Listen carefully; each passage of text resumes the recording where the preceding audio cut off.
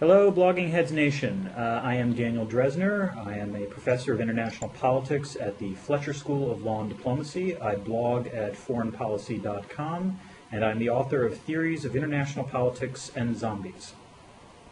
And hello, Blogging Heads Nation. I am Charli Carpenter. I teach international affairs at the University of Massachusetts-Amherst, Department of Political Science. I blog at Minerva and Lawyers, Guns, and Money, and I am a huge fan of theories of international politics and zombies. Why, thank you, Charli. Although you also might be its most powerful critic. We'll get to that in a second. I should note that for once we are actually playing to stereotype. We had originally recorded this on Friday, but due to technical difficulties that did not work out terribly well. So this being a Saturday night, we as bloggers are naturally wearing our pajamas, in fact. Yes. And it being Saturday night, drinking. Exactly, yes. So what is your beverage of choice? Oh, I've got a lovely Shiraz here. I'm doing the tawny port thing, so lovely. It'll be nice to finish this bottle off. So this should be even more fun than it was on Friday. Exactly. This will definitely get more creative as the hour goes on. I hope so. We should open, however, with, I'm glad to hear you say that you are a fan of the book, because I believe you offered what might be the most powerful criticism of the book I've seen. Well, I'm not a fan of zombies. I understand. You see, I'm a great fan of what you've done in the book, but I must confess, an anti-zombite. I understand that. So, for those of you who have not seen this, I will urge you to click on the link on the right, which will hopefully take you to Charli's a YouTube video, which was essentially Charli's critique of my book at the International Studies Association meeting that was held 2 weeks ago, at which it was a very successful roundtable. On a roundtable, by the way, I don't know if you caught this in my blog post, but which was the most tweeted about event at the entire conference, everything in the entire Twitter feed on the hashtag ISA 2011. Zombies was like the 5th most tweeted term after ISA 2011. Ooh. And a few other things like Bitly. I did see that. It's quite amazing what you've done. It's very flattering. Something is afoot in the field of political science. Well, clearly it was popular because it was a standing room only panel, and I should also thank the organizer Stephanie Carbon at Royal Holloway, as well as Rob Farley of Lawyers, Guns, and Money, Dan Nexon of Duck of Minerva, and Jeremy Yude of the University of Minnesota, I believe, who is a public health expert. And all of you really all brought your A games to this panel. And I would also add the audience brought their A game. There were some great and very imaginative questions, I think, that came through. Every question. It was great. Everybody was so dead. Yeah. But I think it really was the topic of zombies and the fact that you have this title in a very serious and nerdy program of papers on very serious topics. I think it's the lightheartedness and the unexpectedness and the way in which you managed to deal with this topic in such a serious manner, and the way it's inspired people in the profession to take ourselves a little less seriously. Well, but also think hard about what our theoretical frameworks can tell us about the kinds of new threats that we're facing as we move into the 21st century. Well, and this leads naturally into your criticism, which was a very powerful one, in which you argued that I had taken the wrong threat, that I had focused too much attention on zombies. And you in your opinion, there is another threat out there that I did not devote enough attention to, or that even, furthermore, the zombies were a distraction, perhaps. I fear that might be the case. I mean, prove me wrong. How do you? Well, you have to make your argument first for those who haven't seen the video. So, just in brief, what do you say? So, you have to take the video in context. Stephanie Carvin, whose idea this roundtable was, bless her heart, told everybody we had to dress in zombie costumes for the panel, and so I'm an anti-zombie. I don't want to dress in a zombie costume. I think zombies suck. And so I told her I'll come in costume. But I decided I was going to dress as something else, something that would actually be a better metaphor and provide more purchase on our theory. And so I wanted to be like a really badass cyborg chick, like Seven of Nine, or maybe a cyborg hunter like Sarah Connor. And as you know, I came with the Battlestar Galactica motif because I've been writing a paper on that. But you were being very modest. Your costume was incredibly intimidating, I have to say. Well, thank you very much. I think everybody looked great on the panel, but so there was an element of pure satire. Yes. And then I wanted to link it to my actual substantive critique of your book, which is sort of the absence of alternative frameworks. You've covered realism, liberalism, constructivism, some theories which really aren't theories, like neoconservatism, and gone into quite a bit of depth on certain sort of niche areas. But there's no attention to critical theory, there's no attention to feminist theory, et cetera, et cetera. So I made, perhaps rather speciously, the argument in the panel that had you only picked cyborgs, you would have been able to engage these other alternative theories much better, and that the fact that you did not do so might actually mean that you're in league with the cyborgs. They're just trying to distract us with zombies. Of course, that's just... the panel went from sort of more serious, with Rob Farley doing these amazing empirical presentations on how his zombie simulations with his students have sort of been able to... He can test the hypotheses that you propose in your book against this data he's got. So we went from sort of serious research to increasingly more farcical, and of course...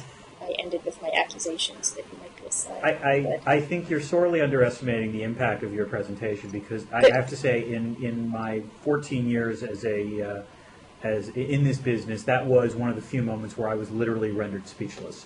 It had never occurred to me that I might in fact be a sleeper Cylon agent, and this entire thing was just sort of an evidence of mass distraction from. And now that you've become aware of this, Dan. Yes. I mean, what are you going to do next? I mean, have you told your wife? Is she aware?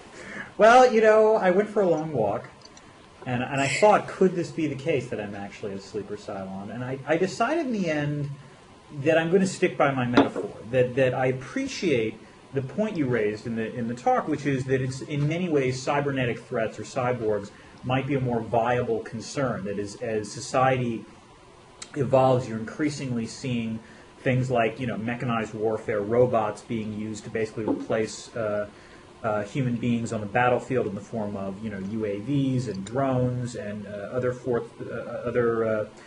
sorts of weapons, as well as the ways in which even civilians are integrating themselves further into computers and cybernetic devices. Indeed, we're engaged in this very thing by doing this blogging heads. So I thought that was an interesting critique.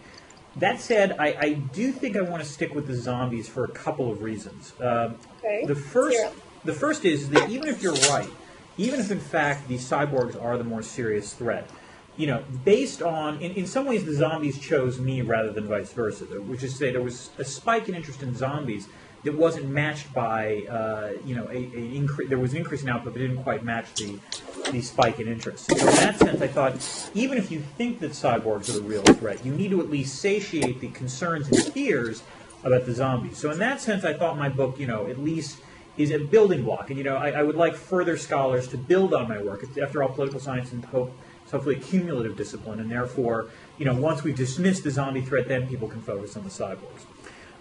That's the sort of mock answer. The more serious answer is that in some ways the thing that I'm really happy about with this book is that by focusing on zombies, I basically I use something that was obviously in some ways so absurd, whereas I think your cyborg argument is actually an interesting one, because you're right. You can see it, there are always all these questions about when we're going to reach the singularity and when we will actually have artificial intelligences capable of sentience and so forth. So that's clearly conceivable and on the horizon. But in some ways, because it's conceivable, talking about cyborgs makes it too grounded in reality.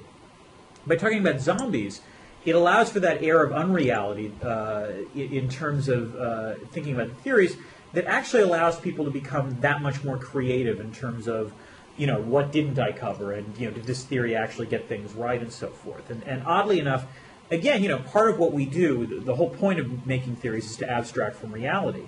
And in some ways, by using the zombies, because they're a more absurd premise, it allows everyone to think about these threats in a slightly more creative way, I think. Whereas I'm not sure that would have taken place with the cyborg question. Well, we'll find out when you write your sequel on cyborgs, after I convince you. Well, okay, so to be serious, right, I think, I get it. Okay, so you chose zombies because they're so farcical, Yeah. rather than something that actually, where there's an empirical argument, sort of, where you can really make that case. And I think Rob Farley has made a similar argument on Blogging Heads that part of the way that zombies work is they're kind of so stupid and asocial and astrategic that you don't have to actually think about them as a genuine enemy. You can sort of abstract away from all of that and just think about how states would operate. You can sort of treat them as a pandemic, if anything. And I guess I would say I don't think it's thinking about sort of how threatening. What's the real threat here? I think is not really the direction. Mm-hmm. It's not really the source of my critique. It's not that cyborgs are necessarily a greater threat, and I think that there are a lot of interesting changes afoot that need to be theorized. Yeah. And I think that the information technology revolution, which I allude to in many different ways in the video, not just with cyborgs. Right. Has its tentacles into changes that are happening globally in ways that I'm not sure IR theorists are keeping up with well, although some more than others, right? So that's part of the argument. So I think it's not that, however, it's not that cyborgs are a greater threat, it's what do these different allegories represent, and to what extent do they work for you pedagogically or theoretically as a way to sort of present IR theory to policymakers and students in an accessible way. And what sort of elements of IR theory are you reproducing in your choice of an allegory? And I think, I was asking myself in the lead up to this conversation, why am I anti-zombie? What bugs me about zombies as an allegory? Right? I mean, I'm not cool, I guess, because everybody's into zombies, right? Well, not everyone. I mean, it's quite a craze. Actually, no. And in fact, I will tell you, in some ways, if it makes you feel any better, there are several IR scholars that clearly are not into these things. It's been very interesting watching the reaction, I think, of our profession to this book, because by and large, people have been very, relatively enthusiastic about the project. But every once in a while, I run into someone who just comes up to me and says, "I don't get the zombies." And I have to admit, those wind up being I actually kind of think that's really funny, in that the people who generally seem to be flummoxed are the people that I frankly was expecting to be flummoxed. So, I have no problem with that. But, in your case, I actually am surprised, because I was expecting you to enjoy it. Well, but why were you surprised? You're surprised because I'm into science fiction, I'm into using film and pop culture in my class, etc., etc. Yeah. Let me tell you why zombies bug me as an allegory for social relations in global society. Okay. And also then why I find cyborgs more interesting. So maybe I'll do it backwards. The first question for me is, to what extent does this allegory work? And I think cyborgs work better because they map onto the kind of systemic transformations in global politics that we're seeing just much better as an allegory. Zombies work to the extent that you think pandemics are likely to be the big threat that challenges humanity in the near future. But when I look at the world, I don't see humans being pitted into national groups against marauding subhuman lethal threats in this way. I see the organization of humans into national groups being challenged at every turn by transnational information technologies.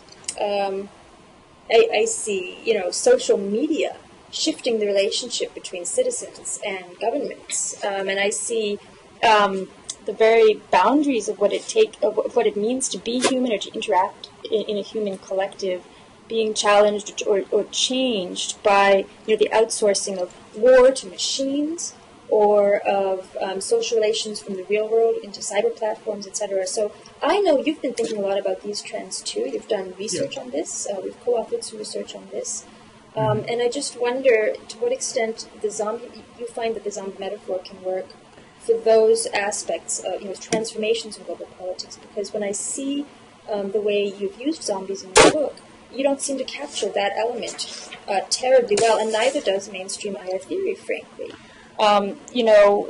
Today, more than anything, what I see is a need for a lens on the world that can help us make sense of hybridity, and the way in which all the conventional distinctions that we're accustomed to, that are the cornerstones of IR theory, like the domestic versus foreign, and the civil versus military, and state versus nation, news versus entertainment, right? Theory versus policy. All of this is blurring, partly because of changes in information technology. You think of an actor like WikiLeaks, which has arguably had a very important effect on global politics. You can trace some of the revolutions that are happening in the Middle East to some of the WikiLeaks.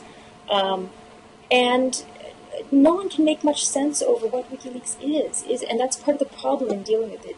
What kind of actor is this? Is it an NGO? Is it a form of journalism? Is it a media outfit? Is it a criminal? I don't know. Stephen Colbert just this week established his first political action committee, right? So is that politics or is that satire? Is he or fake news icons, political actors or entertainers?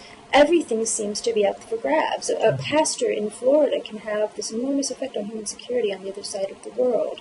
What does it mean to be at war with a terror network? And if you can be at war with a non-state network, how does that challenge the structure of international law? So I think these are some of the big questions at issue today that are driving a lot of policy debates. IR theory struggles to weigh in on them. And so when I look at zombies, and at both the zombie metaphor and your presentation of IR theory, your survey in your book, and the kind of lessons that all of this lends to foreign policy, because they operate more like germs than like political actors, I think what you get is a narrative that seems really very Cold War. Whereas what I'm hoping for is something that can help engage the kind of world we're actually moving into. So I guess I would ask, can zombie metaphor do that? And if it can, why didn't you take it in that direction in your book? Well, I would say in some ways, I would say a few things is, first, what you're saying is basically where I wound up, I think, in the conclusion to the book.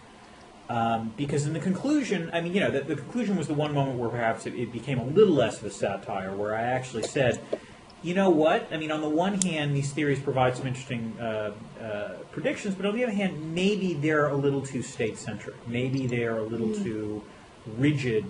Maybe they're suffering from a little rigor mortis intellectually in terms of the sort of dichotomies they make. And that therefore, in fact, we do need to have some more interesting and more creative theorizing. So in some ways, at the end of the book, I'm somewhat sympathetic to the arguments you're making now about whether or not there does need to be these kinds of new theories. On the other hand, I might not be quite as enthusiastic about critical theory as you, as a way of answering these questions. And this goes back to sort of the kind of newer hybrid actors we were talking about. If you think about WikiLeaks, for example, the effect of WikiLeaks was interesting. I mean, there's no question it's a new actor. It's not something we've normally seen before. And it definitely did have real-world effects. But I would note that the real-world effects were not exactly what Julian Assange intended the real-world effects to be, or the other creators of WikiLeaks. That clearly it seems that Assange thought that the publication of these documents would lead to, serious repercussions in the United States, and a clear fraying of relationships between the United States and other actors out there. And the interesting thing is that what wound up happening is that WikiLeaks kind of functioned in some ways like a pandemic, or like a natural disaster, which is that the strong and open societies did relatively well in weathering the WikiLeaks storm. It's not to say they weren't affected, but by and large, there were a few resignations. There were a few, there were some media cycles of interest, and then, nowadays I think WikiLeaks is, let's face it, if it makes the news, it's in the back page of the newspaper, or in a very obscure part of the website. On the other hand, the places that were affected were the weaker and more authoritarian states, as you say. That in some ways it didn't play the role, but it played a supporting role in the revolution that took place in Tunisia.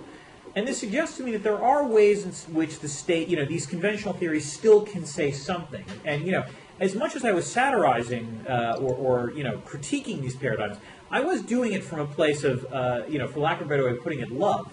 I know, it's very sweet. A sort of recognition that these theories are flawed in many ways, and it would be nice to improve them.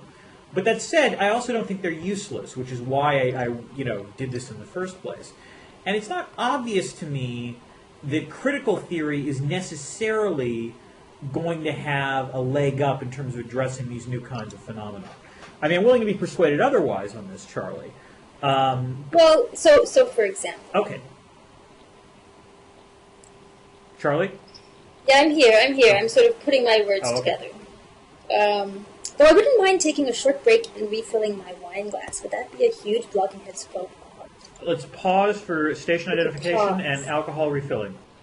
So I guess my response to that would be to say that the point of critical theory is not to explain the world in the same way that or predict what states will do in the same way that your other frameworks did. The point of critical theory is to force the theorist or the student or the policymaker to step back and check their assumptions.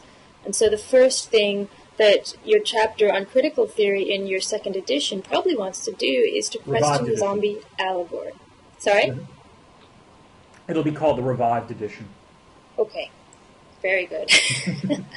Perfect sense. Thank you. Anyway, I mean, to sort of question what the zombie allegory does or doesn't do, is it appropriate? I mean, Dan Nexon made all kinds of interesting sort of post-modern critiques in his presentation on the panel, where he said, the very selection of zombies over other creatures, wizards, vampires, etc., it has got power relations in it. I mean, you can Danny satirize. accused me of being too anthropomorphic in my theory, that I was too human based. Yes, you were so pro-human. I mean, hey, at least I was explicitly pro-human, which is fair enough. I'm a human security analyst. I too am pro-human. Okay? I was going to say you of all people should not have criticized me of being pro-human. And I'm anti-zombite in a human zombie where I want humans to be. But here's the thing. Here's what the zombie metaphor does that a critical theorist might find problematic, and I find problematic. And my co-blogger Prakash Yadav has made this argument. What the zombie metaphor encourages us to do, because zombies are so brainless and mindless and easy to dehumanize, is they encourage us to think of the enemy as subhuman. And I think that this is actually a huge problem in human relations, especially when you're at war, is the tendency to dehumanize. So, I mean, you could begin with that. You could think about how the simplicity of the frameworks that you offer is in part, as Rob Farley argued, contingent on that. And then ask, how useful is that actually for social relations among human beings? I mean, there's a whole critique of of standard IR frameworks right there, and the kinds of things that they lead to. So I guess what I would say is, I'm not saying that I don't think a discussion of the other theories is important. It's absolutely important. I just think that critical theory is a really good check on some of the thinking that those theories lead to and some of the assumptions, because the desire to simplify the world doesn't necessarily leave us with good frameworks for addressing the key issues of our time, right? So I think that policymakers... Well, but sometimes even those theories wind up getting simplified. Sure. And, this is a nice segue, for example. Over the last week, and basically since the U.S. launched or contributed to Operation Odyssey Dawn, there's been this meme out there that apparently what can explain U.S. operations in Libya is, as it turns out, feminism, or rather women in particular. That there's been a lot of articles or blog chatter. I think the most egregious was something written in the Daily Beast, pointing out that, wow, gee, it turns out that the advisors that you recommended to President Obama that he use military force in Libya were all women. Hillary Clinton, Susan Rice, Samantha Power. So this really seems to puzzle because, it obviously contradicts standard feminist theory. Yeah, obviously, because feminist theories all think that women should rule the world, and if they do, the world will be a more peaceful place and we'll never go to war. Right, feminist theory came up with that. Right, and it's the feminists who seem to be.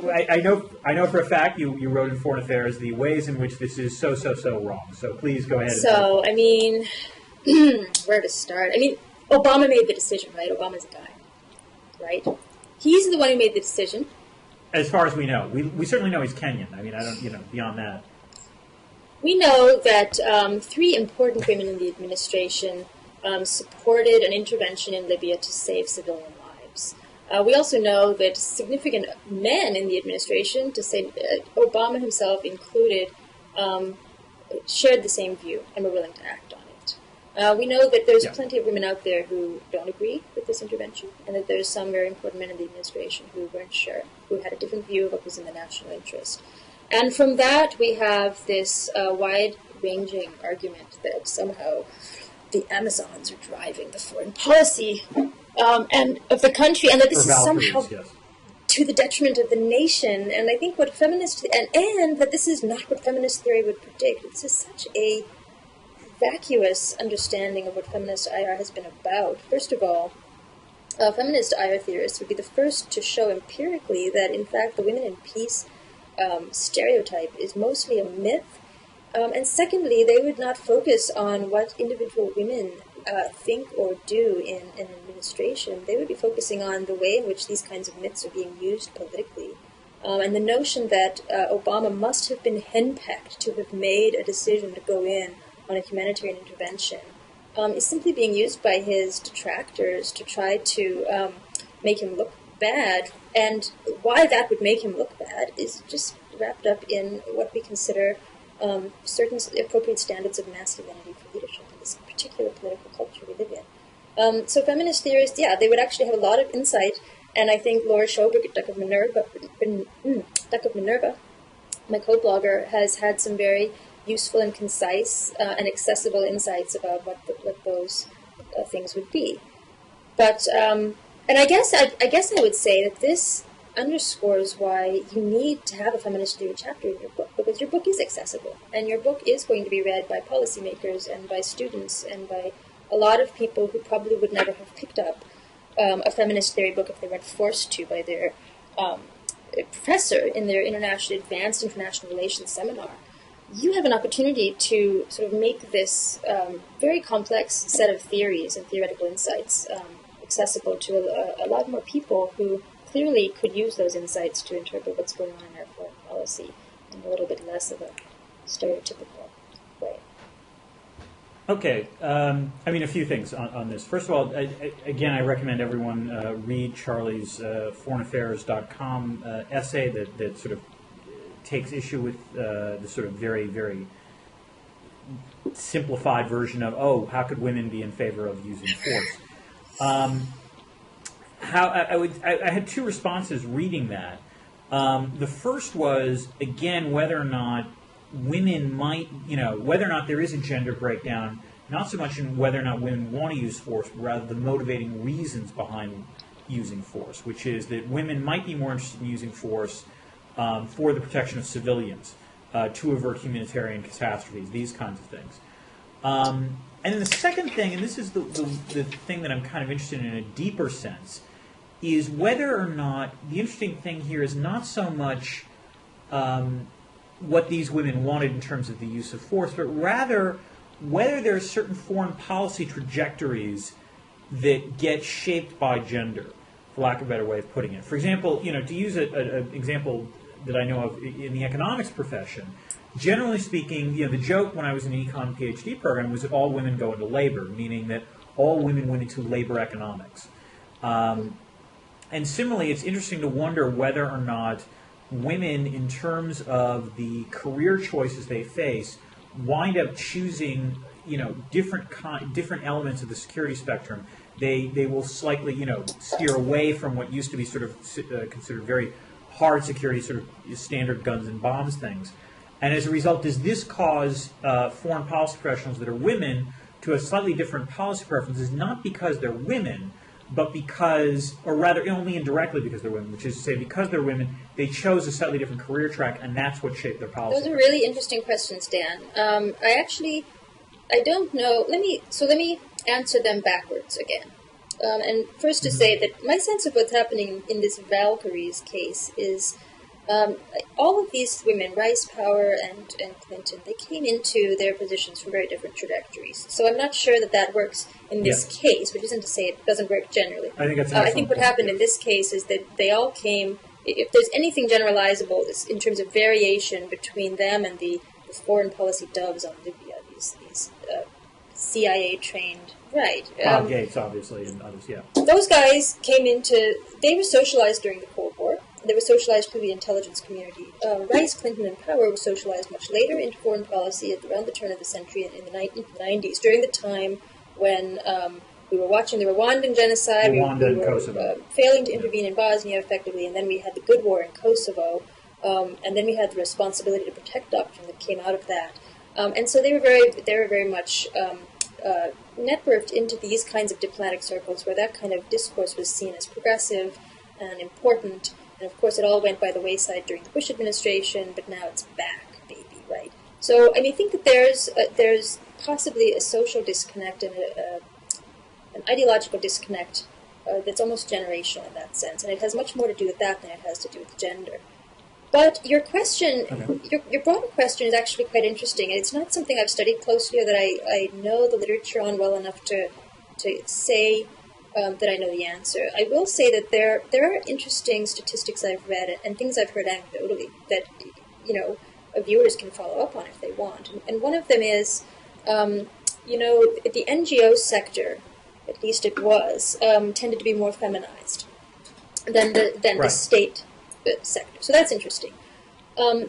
States are much more feminized in terms of, you know, ministries and federal agencies than are international organizations. International organizations tend to be very masculinized in terms of the gender breakdown. I don't know what to make of that. I mean, go look it up. It'd be interesting it's interesting to look at the scholars that are tracing these kinds of effects. Someone told me, and I can't even remember who, and I haven't read this. This wasn't out of a study. This was someone's. This is hearsay. Someone who works in the nuclear security establishment mentioned to me that in recent years, the nuclear security community has become increasingly female-dominated. This leads to another interesting question, right? So it's sort of the reverse of what you're asking. You're asking, are women socialized in certain professions because they tend to be female-dominated? The reverse of that is, and what feminists would focus on is, what do we value in society, and how do the things that we value, the things that we pay more for, the things that we attach prestige to at a particular point in time, how do they map onto notions of masculinity or femininity that are attached to them? And during the Cold War, the nuclear security establishment was very masculinized. It was like the dominant thing is where you wanted to be if you were going to be a mover and shaker. But now, I mean, nuclear deterrence is so delegitimized. You know, where Obama's talking about disarming. Everybody hates the notion of nuclear weapons. And where you want to be if you're moving and shaking in foreign policy is not necessarily there. So maybe. I don't know. I don't actually study that. So it's another way of asking the same question. And I guess what I'm saying is the notion of how gender interacts with security policy is much more complex than saying, oh my God, we have a female Secretary of State and she's dragging us into a war. It must be because she's a woman and, oh my God. It's much more complex than that. And then to come to your other question, again on complexity, I mean, what you got in the Foreign Affairs article is actually quite watered down. I mean, if people are interested in following up on that, please email me, and or check out the actual studies in question. I think everything in there is a caricature. You know, even I said Sarah Ruddock is a feminist peace theorist, and it's true, but she doesn't actually argue women are peaceful either. What she argues is that mothering, the practice of mothering, whether by men or women, engenders an ethic of care that makes you less likely to go to war. I don't think that's empirically true. But at any rate, you can see that's more nuanced than the kind of discourse that we're hearing out of the Beltway. But on this notion of the gender gap, it's very interesting. There is a gender gap in foreign policy. Women are slightly, depending on how you look at it, the gap is like 12% across a range of foreign policy questions on the use of force. Women are about 12% less likely than men to support the use of force, which is, it's not a huge gap in my mind. The gap shrinks to like 4% on questions of humanitarian intervention. And two things are happening there. Both men and women would prefer to use force to intervene to save civilian lives than they would to pursue wars for other reasons. Both men and women. But women feel more strongly about it than men. So men feel more strongly, but women feel more strongly yet, and so the gap between them on the use of force shrinks to 4%. That's what data shows when you look across many surveys. And so, I mean, I think that's a very nuanced finding. I think that you're dealing with things at the margins. I think if you look at any man and woman in American society, it's not very easy to use sex to predict their foreign policy preferences. And I think that there are a lot of good reasons, having nothing to do with sex or gender, to feel that it's in our national interest to prevent genocide abroad, when we have the ability to do so at a reasonably low cost. So, there you have it. Well, this leads to the next topic, of course, which is to what extent do you think the Libya intervention will, to what extent does it reify or at least reinforce the norm of responsibility to protect, or R2P? There's been a lot of back and forth on this, that critics of the intervention have said, well, this just makes a mockery of R2P because, yeah, sure, the U.S. intervened in Libya, but they haven't intervened in other places where you've seen the repression of civilians, namely Bahrain or Syria, or Sudan for that matter. So why hasn't, clearly what's going on here is a evisceration of the R2P norm. I think you had a small piece in Small Wars Journal pointing out that this indicates a lack of understanding of the R2P norm. Yeah, sorry.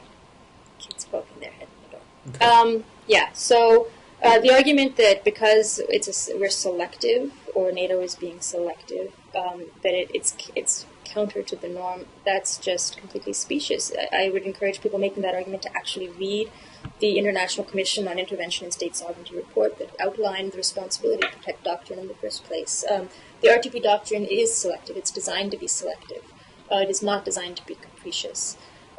Just cause, you could argue there's just cause in a lot of different places for an intervention of this type, but just cause is one of the six or seven criteria that have to be met, and one of them involves Security Council authorization or some form of multilateral consensus. That these are not supposed to be unilateral interventions. One of them involves sort of an assessment of what the side effects are going to be. Is the good that's going to come from the intervention going to outweigh the civilian lives that are inevitably going to be lost through the use of military force, or is this going to end into an enormous conflagration of some kind?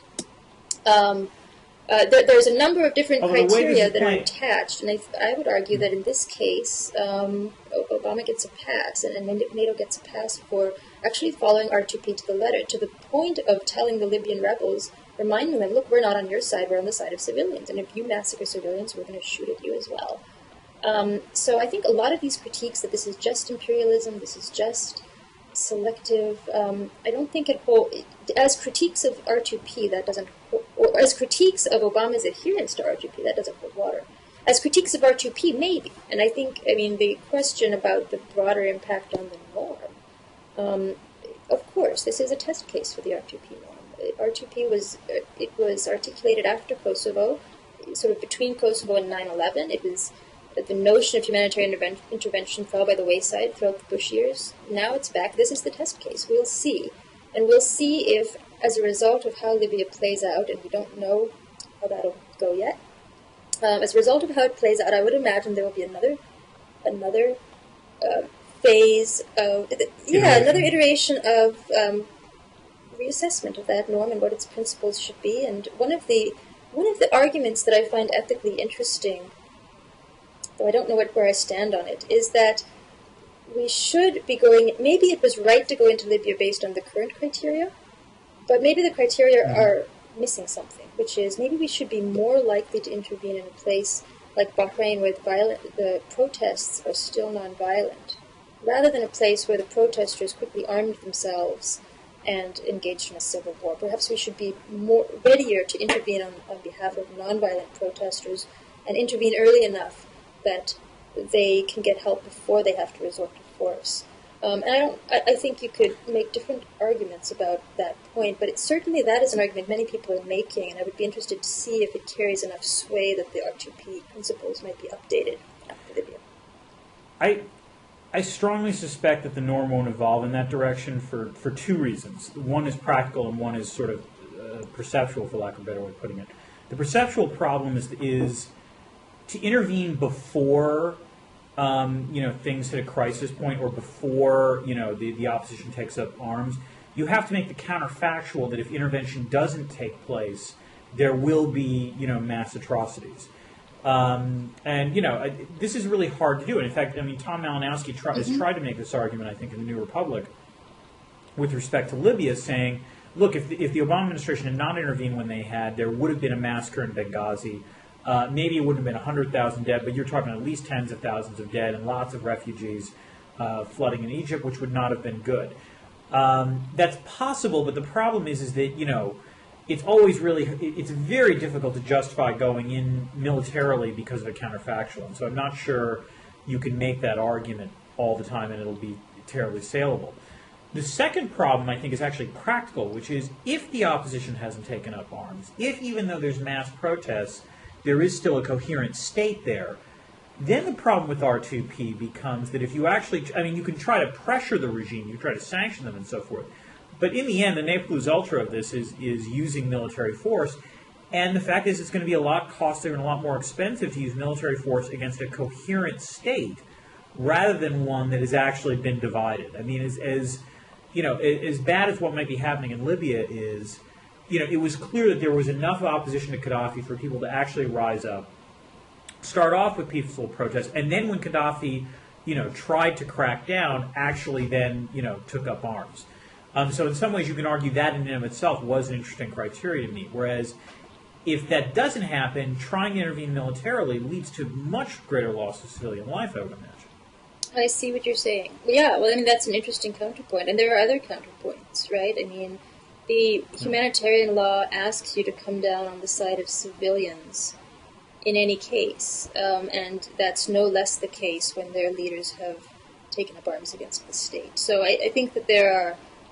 I honestly don't know where I would come down in the debate ethically, but I do think that sometimes you end up with norms that don't really meet ethical criteria, but they become socially embedded in the structure of international society for other reasons. And so I think it's really going to be interesting to follow this and see what the answer to your question is ultimately.